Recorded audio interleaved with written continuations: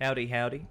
It's time to get fucking rowdy with some rankings videos. But before I jump into the content, I just want to thank everybody for checking out my most recent video with Vexite on his order debut. If you haven't, it's a banger. Check it out. And also, big cheers, big love, big thanks to Snowball and Blue Microphones hooking me up with this sexy beast that makes me sound a lot better than I look. Because last time, you can tell that this HyperX headset mic wasn't too good, but this blue microphone, mwah, probably shouldn't make silly sounds. They probably sound ridiculous on good microphone, right? Anyway, so what we're doing here, ANZ Champs is starting soon. It's very hyped this season. I'm very much looking forward to. Let's get in full screen, get that good stuff going on. Very much looking forward to it.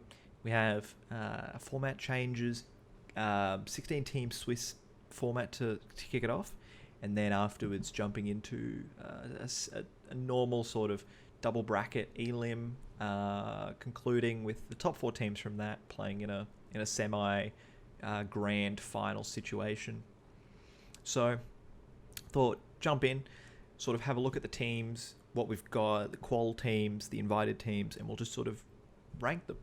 I'll give my reasonings why, or no reasoning because I might just not know anything about the squad. We'll get those teams out of the way, actually. We'll start with the F tier. And just for context, this is in no way sort of me saying these teams are bad. In another way it is, but it's more so where I put them in the field, given the opposition, where we're at. And this is what I'm going to go with. So, Chupapi Manyanyo. Silly name, to be honest. I don't know anything about the name. That team at the moment, you might recognise, they are currently playing in Premier. I think they're the only one of these. Is Ninja? Ninja is also. But they're also both 0-4, bottom of their group right now. Not great. You don't really want to see that. While that is sort of a good, plus in terms of a ranking, I don't necessarily expect them to win a map, and that's what these F tier teams are. Any combination of these teams, for my money, will go 0-3, not win a map, not win a game, not win a whatever. Outside of that, I don't really think there's a lot of analysis to be had, in the sense that I just think everyone else is better. Above them, I've got Memento. I'm going to put Bizarre. I'm going to put Animal Squad. And I'm going to put, not Vertex, I'm going to put Simplicity. These squads, in a similar sense, there's not heaps I can go off of, because it's like, outside of Premier games here and there and the qual games, I don't necessarily have a lot of thoughts about these teams. Don't necessarily have a lot of thoughts for a lot of the players, in the sense that I don't necessarily have a comment on who's coming up, who's playing well recently. For me, it's more current form, looking at Premier, where everyone's at right now. These teams sort of have map wins here and there. Surprised at the quals aren't necessarily in Premier. Have some sort of household names, I guess, or familiar names to people on their lineup. But more importantly, I can see winning one map. Having one good map, maybe. And that's sort of what separates the D and the F tiers for me. They're my bottom 8. I don't really expect them to do a lot of damage, but there's potential, at least with the D. We'll jump into the C tiers. So, Dark Horse probably isn't the right word for these two teams. But again, this is my I would be shocked if they didn't win a map. Caught Off Guard, that is, and Dynasty. So, both you might recognise from Premier at the moment, both making it through the first open qualifier for the event. Both actually in Group A for the Premier groups that they're in. So there's a world where one of these teams makes the playoffs, in my opinion, for Premier. Both 3-2 at the moment. Scratch that. Dynasty are 3-2. One of those wins is a forfeit win, but they won the head-to-head against Caught Off Guard. And they also won against... the graph. Bear with me. No, they didn't win against Caught Off Guard. Looking at the wrong line. They beat Rooster. No, I had it right the first time. They beat Caught Off Guard. They lost to Rooster. Had a forfeit win against Manyanyo, Chupapi, whatever. And they also beat Simplicity, who, again, ranked below them. Caught Off Guard, on the other hand, forfeit win against Really Weird. Beat Rooster. And had a loss to Order, Simplicity, and, of course, Dynasty. So, these two teams is kind of... The reason I put them here is because I expect them to beat all the teams below them. But in a situation where they are playing any of the teams above them, I think one map could happen. Particularly on a good matchup, player has a good day, but, even a close map is kind of what I expect from these guys. But, again, the teams below them, this is sort of where I'm positioning the field, is like, you should... If you look above, everyone above you should be better definitively, and the results hopefully reflect as much. Outside of the C tier, I think the 6 remaining teams are the ones that are really interesting to me. So we'll go Riot first. We'll just chuck them both in. I'm going Riot and Paradox here, but Paradox ahead of them. These two squads, Premier, just played each other recently, and Paradox came out on top. I think Paradox have the lineup. They were invited to this tournament, didn't actually have to make it through the quals, which I thought was really interesting. Whether that is based on ESL points, some kind of ranking, or if it was... I'm not sure. But they're currently topping the Group B standings, partially, I imagine, due to both not playing against Direwolves and Chiefs yet, and Direwolves and Chiefs not having a lot of games played. But thus far, they're looking quite good. 4-0 is nothing to be scoffed at. It's essentially going to enable them to just finish in their group already. Not that it's too hard, considering that their group has some dead teams in it. Why does their lineup not show up there? The lineup is good. Versa rings bells in my head. Good player. Watching him play, sharpshooter. Herbs, bit of a throwback name, actually. Zertzon's on the coaching role. I think the team is solid. You watch them play, and there's a plan at least. And I think that sort of is important. And again, I see these two teams convincingly beating everyone below them. The reason I've got Riot here is because I feel like they're on par with Paradox, but I put Paradox just ahead of them. For context, the B tier going up, the team on the left closest to the actual letter, is like a little bit better than the teams next to it. But for the bottom ones is like anyone's game. Riot, lost their head-to-head, but, took maps very close. Vertigo in their series was very close. It's fresh in my mind. I did just recently watch it. Otherwise, they're coming second in their group. Again, same group as the one with Direwolves and Chiefs, where they just haven't got all the games played yet. But for me, Riot have, they've already lost to the Chiefs. They've already lost to Paradox. They've just got to get their Direwolves loss out of the way, and then, again, they sort of cruise through their group otherwise. So, bit of a mess, but if I had to sort of say, if there was like a B and a half, I would put Riot in there and Paradox above them. But for what it's worth, this is sort of, my bottom 8, my 8 and 7, my 6 and my 5 and 6, and then obviously my top 4. I think no one really would disagree with these guys being the top 4 at the moment. But the bottom of that top 4 for me is Vertex, because obviously losing Roffelco has impacted the lineup. Speaking to the players, what he offered to the team in terms of just mentally is going to probably affect them going forward. Unclear about who their 5th player is at the moment. We know Soju's been stepping in. Obviously a little experience there, but different player to Ruffleco for sure. For me, the reason that they're going to be sort of fourth, like definitively fourth, and the other teams will be above them and everyone else is below them, is Vertex. You see beating, constantly a lot of teams below them, but they'll trip up every now and again. They, thus far in Premier, coming second in their group, lost to Order. Obviously, that's expected. I wasn't expecting them to win that one, is what I was going to say. But of course, taking away 2-1 victories against Rooster, I assume that's, really weird. And destroying Silix in a 2-0.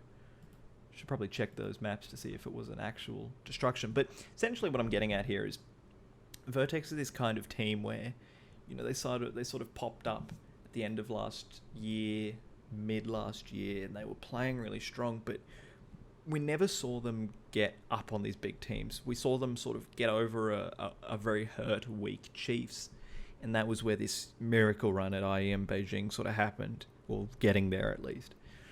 But outside of that, I think Vertex are a really unproven team against the top squads. I think a meaningful series win against any of these remaining 3 teams, or even just an absolute demolition of Paradox and Riot. I'm talking like 16-4 maps, not their map pick as well. I think it's going to take something like that for me to see Vertex go up. That's what I think. Chiefs is what I think is next. So definitively third. They had a really shit year last year. The results weren't there. There weren't really any. Toward the end of the year, when you had a lot of players going in and out, I think it was very rough. We saw that Beijing, the upset loss to Vertex, Yam in and out, trialing Gump at that point. It was just such a mess, a revolving door. Talking to the squad, experience, lack of experience. It's all the other teams have all the experience. We don't know what to do in certain situations. It's you see it in the gameplay. They did take series, and you can see that they have the firepower, they have the ability, they have everything but the experience and the consistency to beat the top teams. I think that there's an opportunity for the Chiefs as well as Vertex. Now, while everyone is sort of, down, considering roster moves and whatnot, and while Renegades are currently not here, to sort of make a push, right? There's nothing saying that while Order have had to make a change, Direwolves have had to make a change, Vertex have had to make a change, why can't one of these teams that has made a change push forward? But the results need to come. I think Chiefs need to have a very definitive plan going forward, and we know that they've lost Yam as their coach, so experience-wise, it's kind of up to the other 3 players to come together and work out what to do in terms of, do you find another coach, do you just sort of play your own game, or is it just lots and lots of prac, lots of hours, lots of all that. Outside of that, there's not a lot I can really say other than, based on last year, I am very pessimistic about this Chiefs lineup in how they're going to go going forward. The results need to happen, and probably need to happen soon. Otherwise, I think this team is going to continue to just tread water at 4th, that 3rd through to 5th sort of spot in the region, which isn't what you want from a team like this. The other Wolf logo, Avant, ex-Avant, Direwolves now. This is the roster that you may remember, with Hazza and Sterling. Since then, they've also got APOC, obviously, but leaving the lineup is Ofnu, and coming in from the end of last year is Savage and Licky. Sorry, brain just kind of wandered off there. These guys are sort of in a similar position to the Chiefs, but for me, I think a lot more experience. Just having APOC on the lineup, Sterling too. These two players,